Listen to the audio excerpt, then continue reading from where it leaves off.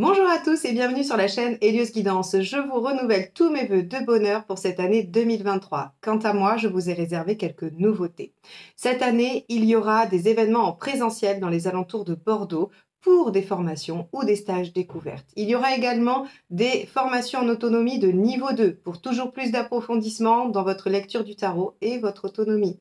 Il y aura des nouvelles vidéos qui seront basées sur des méditations guidées et d'autres où je vous présenterai vos missions de vie selon votre chemin de vie numérologique et votre signe astrologique. Il y aura également une nouvelle chaîne secondaire qui, elle, sera essentiellement composée de shorts dans lesquels je vous apporterai quotidiennement les messages des guides, des horoscopes ou des petites phrases à méditer. Je continuerai évidemment à vous proposer mensuellement vos guidances générales et sentimentales. Ça ne changera pas, mais n'hésitez pas à vous abonner si ce n'est pas déjà fait et surtout à activer la petite clochette des notifications pour être averti de toutes ces nouveautés. Vous pourrez également continuer à aller sur mon site heliosguidance.com pour voir toutes les infos que j'y mettrai et évidemment, je le mettrai à jour régulièrement. Je vous laisse avec votre tirage du mois de janvier.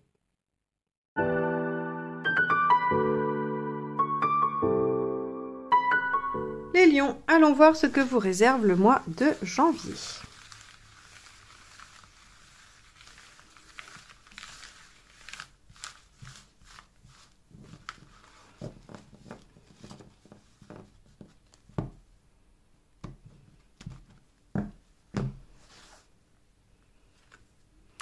Le mât. Avec le mât, on a un nouveau départ, on a de l'innovation, des choses qui se présentent comme une nouvelle page de vie qui s'ouvre. Alors, le mât ne sait pas vraiment où il va, il est un peu dans l'incertitude, mais par contre, il a confiance en ses capacités acquises dans les cycles précédents pour pouvoir se débrouiller et faire face à toutes les difficultés qui pourraient se présenter. Donc, il se dirige avec confiance vers son avenir, bien qu'il n'en sache absolument rien et qu'il n'ait pas prévu de plan. Alors, on va aller voir un petit peu comment ça se décline dans votre tirage avec votre état d'esprit.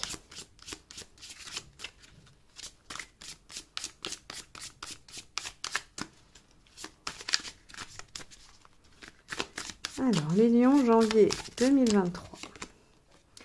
As de bâton, vous avez envie de mener une nouvelle action, vous avez envie de vous lancer avec enthousiasme dans quelque chose de nouveau, ça c'est votre état d'esprit. Donc effectivement, avec le mât qui vous ouvre une nouvelle page de vie, vous êtes en capacité de mettre de nouvelles choses en place. On va aller voir ce qui vous préoccupe dans cette dynamique.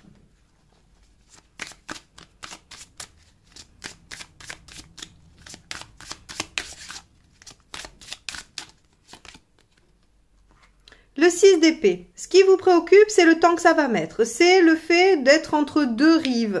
Le 6 d'épée, c'est la transition. Quand on quitte la rive A pour aller vers la rive B, il y a ce temps intermédiaire où on n'est plus sur A et on n'est pas encore sur B. Donc on est un peu au milieu de nulle part et les choses ne sont pas forcément, ne sont pas stables ou ne sont pas constantes. Et ça peut vous poser problème. C'est comme si vous vouliez être arrivé avant d'être parti et comme si vous aviez peur du temps que ça allait prendre. Ok, on va aller regarder un peu plus loin l'événement. On avait vu sur votre prédiction 2023 que c'était une année pleine de surprises et de rebondissements. Donc, vous commencez déjà l'année avec l'envie de bouger des choses, de faire de nouvelles choses. On va aller voir ça. Allez, hop, l'événement. La reine d'épée. La reine d'épée, c'est les décisions lucides, claires, tranchantes, qui sont faites avec le mental, en toute objectivité. Là, on ne se laisse pas du tout dépasser par l'émotionnel.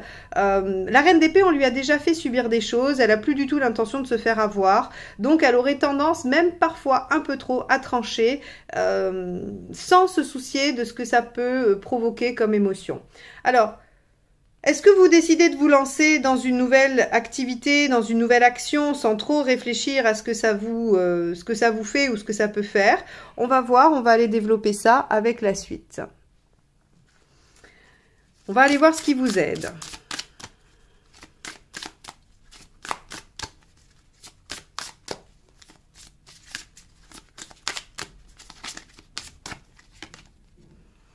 Le 2 d'épée. Ce qui qui vous aide, c'est de prendre le temps de réfléchir à la stratégie. Ok, alors avec une dynamique du mât et de l'as de bâton, c'est compliqué parce que ce sont des énergies très dynamiques, très vives, très rapides, qui ont envie de faire les choses dans l'instant.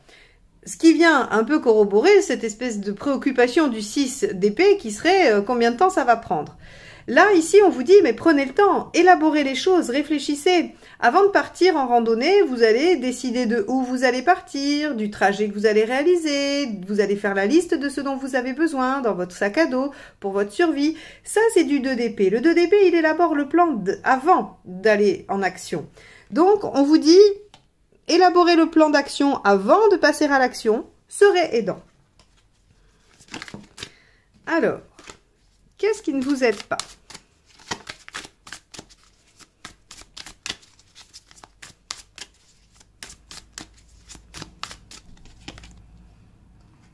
Dix de coupe. Ok. Alors, le 10 de coupe, quand il est là, ici, à cette place-là, il a deux extrêmes. C'est soit on se laisse déborder par la vie affective, et elle prend trop de place, et elle empêche d'être dans cette action ou dans cette réflexion, ou alors elle justifie cet emballement ici, hein, très précisément pour vous, ou bien des difficultés relationnelles vous poussent à agir avec ce mât et cet as de bâton, c'est-à-dire de façon impulsive et non raisonnée. Si je dis ça, c'est parce qu'on a ici ce 2 d'épée qui vous dit que ce qui vous aiderait, ce serait d'être un peu plus réfléchi. Donc ici, on vous dit ce qui vous aide pas, c'est que peu importe ce qui vous pousse à l'action, ne le faites pas de façon inconsidérée et impulsive. Et on vous dit surtout, peu importe la situation affective ou relationnelle qui vous préoccupe, n'agissez pas de façon impulsive. On va aller voir émotionnellement.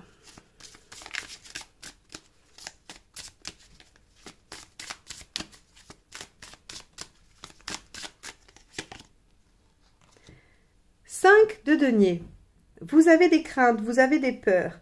Alors, est-ce que vous pourriez vouloir vous lancer dans quelque chose de nouveau pour fuir des peurs et des craintes, et notamment sur le plan affectif? Je rappelle que l'affectif, ça peut être amical, familial ou amoureux. On a avec ce 5 de denier dans l'affect la peur de manquer, la peur de perdre, la peur de ne pas savoir trouver, retrouver. Bon, on va avancer, on va aller voir. Matériellement, qu'est-ce qui se passe par rapport à ça?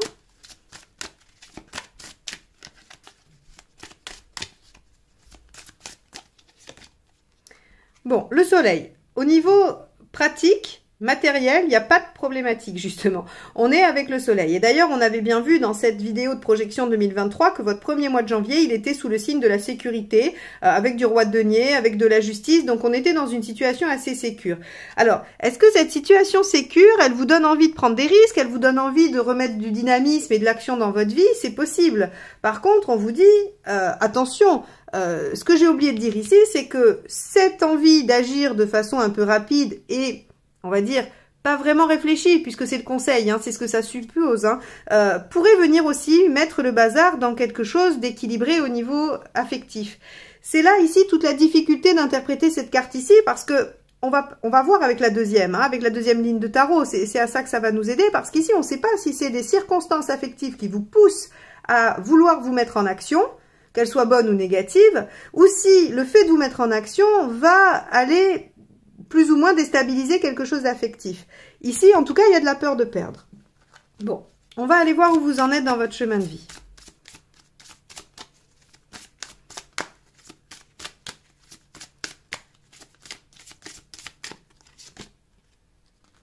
De bâton, vous en êtes à régler des conflits intérieurs, parce que là, sur cette zone-là, hein, ça pourrait être des désaccords avec quelqu'un d'autre, mais dans la position chemin de vie, c'est vous par rapport à vous-même. Donc là, on est sur du conflit intérieur.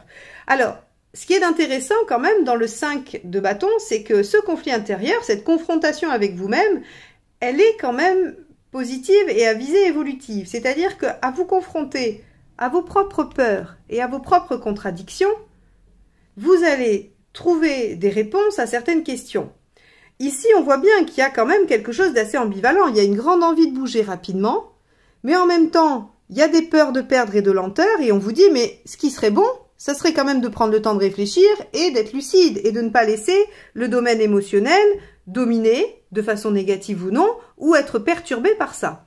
Donc, on voit bien qu'ici, il y a une dualité en vous et on vous dit, mais vous en êtes là, vous en êtes à traiter cette dualité. Où est-ce que vous allez vous retrouver dans l'équilibre? Où est-ce que vous allez dépasser ce point d'équilibre qui est le 5 pour aller au-delà, pour dépasser, pour aller vers le 6, le 7, le 8, le 9 et enfin le 10. Donc, vous en êtes à dépasser vos conflits intérieurs, vos ambivalences. Vous en êtes tout à la fin du mois, les lions.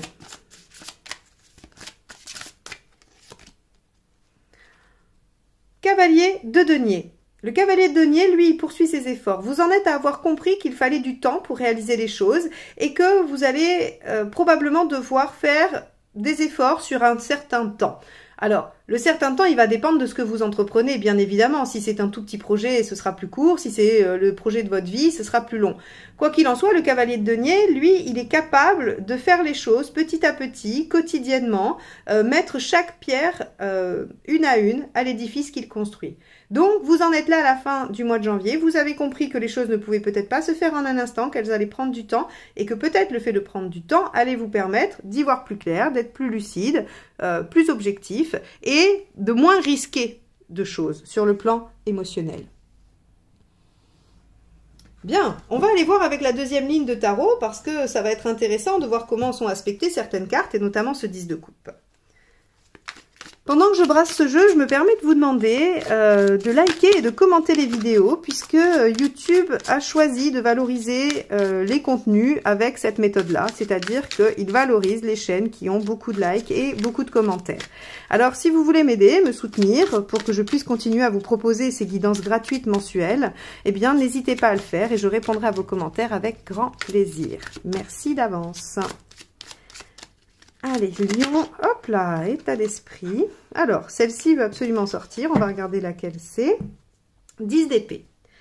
10 d'épée, dans votre volonté, vous avez envie d'en finir avec quelque chose qui vous fait souffrir. En finir avec quelque chose qui fait souffrir, ça peut être un comportement, une idée, une croyance, un boulot, une relation, peu importe. Ça peut être quelque chose de concret comme quelque chose d'intérieur. J'aurais tendance à penser qu'on est sur de l'intérieur, hein, du psychologique, c'est-à-dire en finir avec quelque chose qui ne vous aide pas à progresser, par exemple. Ok. On va aller voir dans votre préoccupation avec ce 6 d'épée, cette transition, hein, cette peur de prendre un temps trop long ou de se perdre en chemin aussi. Hein, parce que le risque avec le 6 d'épée, c'est de ne pas avoir pris la bonne direction et de lâcher la première berge et de ne jamais arriver à l'autre. Hein. Ça va avec la peur de perdre. Préoccupation. 8 de bâton. Intéressant, parce que ce sont, encore une fois, deux choses complètement opposées. Le 8 de bâton, c'est la rapidité, c'est le fait que les choses changent presque instantanément. Alors, c'est la communication, c'est le dialogue aussi, certes, mais en tout cas, ici, on a quand même encore quelque chose de l'ambivalence. C'est-à-dire que parmi vos conflits intérieurs, il y a l'envie d'aller très vite et en même temps, la peur que les choses aillent trop vite. Où est le juste milieu? Où sera l'équilibre? Vous aurez peut-être à prendre un peu de temps et à travailler avec ce cavalier de denier pour y arriver. Voyons avec cette reine d'épée ce que nous avons dans les faits.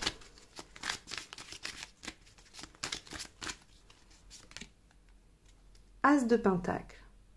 Ok. Il y a donc bien quelque chose à développer. Si vous avez envie de partir sur une nouvelle page, ou en tout cas d'alimenter de nouvelles actions, c'est parce que vous avez quelque chose qui semble prometteur, un potentiel qui va, grâce à vos efforts, pouvoir donner de beaux fruits. C'est le principe même de l'as de denier. On vous dit, vous avez de l'or dans les mains, si vous savez vous en servir, eh bien, vous démultiplierez cet or. C'est vraiment ça. Donc, ici, on vous dit, si vous arrivez à être lucide, objectif, eh bien, vous pourrez déployer ce potentiel. Comment le faire? Ne vous laissez pas happer par des considérations qui sembleraient être relationnelles.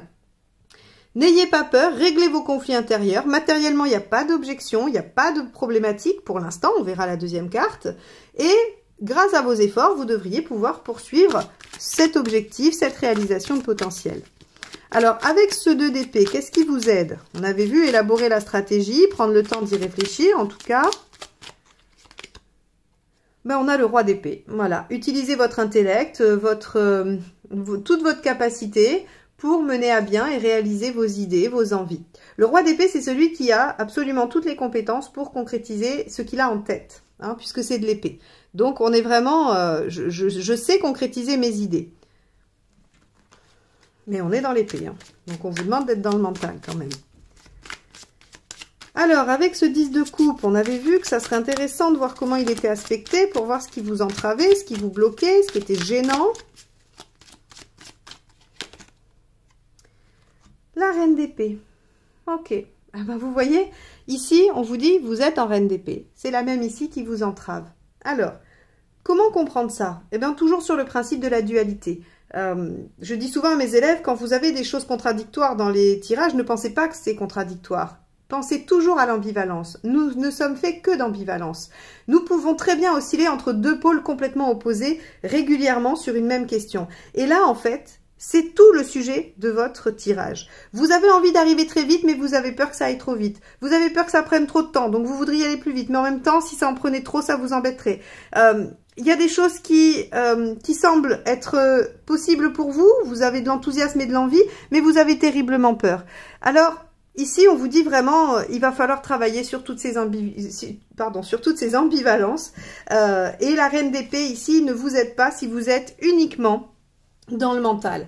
Ce qui est très beau ici, c'est qu'on vous dit 10 de coupe, reine d'épée. Dans ce qui vous aide pas, c'est que si vous vous laissez happer que par le relationnel, l'émotionnel, ça ne marche pas. Si vous êtes que dans la réflexion, le mental et l'objectivité, ça ne vous aide pas non plus. Vous allez, encore une fois, devoir trouver le juste milieu. C'est passionnant quand on regarde ce tirage. Alors, émotionnellement, avec vos peurs de perdre, qu'y a-t-il? Hop, celle-ci s'est retournée, on va la prendre.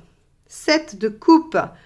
Ok, bah, y a du potentiel, il y a des choses à développer, seulement vous ne savez pas bien ce qui va porter ses fruits ou non.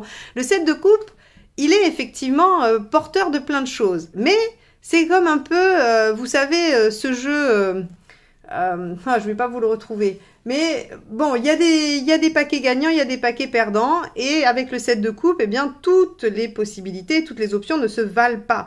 Et là, on pourrait penser que vous avez peur de ne pas miser sur le bon cheval, sur la bonne direction, sur la bonne attitude, mettez vraiment toutes les options possibles, hein. On n'est pas forcément en train de parler de personne, on n'est pas forcément en train de parler de relations, mais en tout cas, parmi toutes les directions que vous pourriez prendre sur le plan affectif et émotionnel, vous n'êtes pas du tout garanti de prendre la bonne et vous avez peur de rater la bonne. Ok. Matériellement, avec le soleil, on n'avait pas d'entrave. On va voir si ça confirme ou si ça nuance. Bon, c'est une arcade majeure, donc un arcade majeur, pardon. Donc, a priori, ça devrait quand même être assez fort. Et supplanter une mineure. Oula.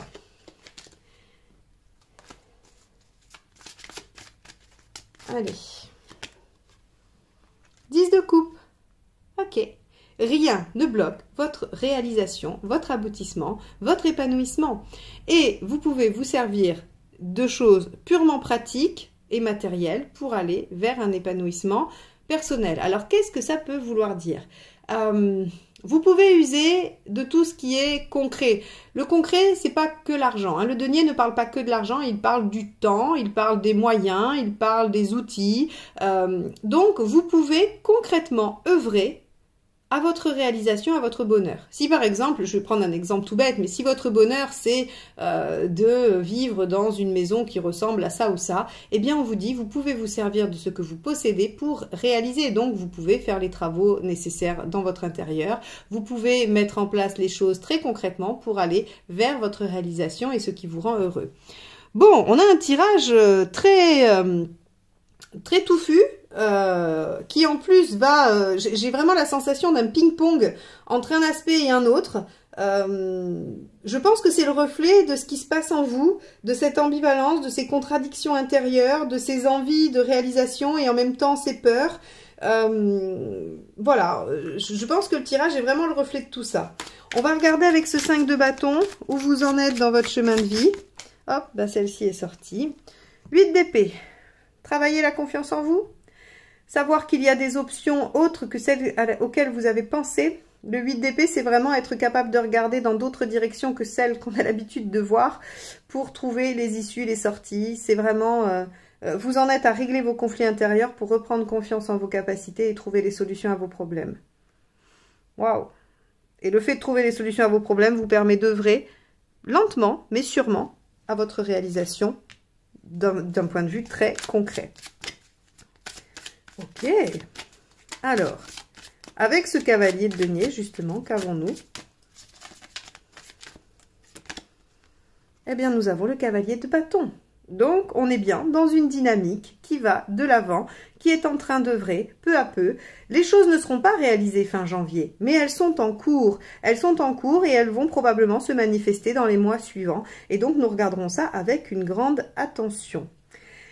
Les lions, je vous souhaite un excellent mois de janvier. N'hésitez pas à aller voir votre signe lunaire et votre ascendant pour plus de détails, pour essayer d'affiner. Si vous faites la synthèse des trois, vous aurez quelque chose de plus personnel. Donc n'hésitez pas à aller regarder les vidéos. De toute façon, je mets les playlists là, juste à la fin. Comme ça, vous pouvez aller voir les prédictions 2023 ou les autres signes de janvier 2023. Je vous dis à très bientôt. Je vous remercie de m'avoir écouté jusque-là. Bye bye!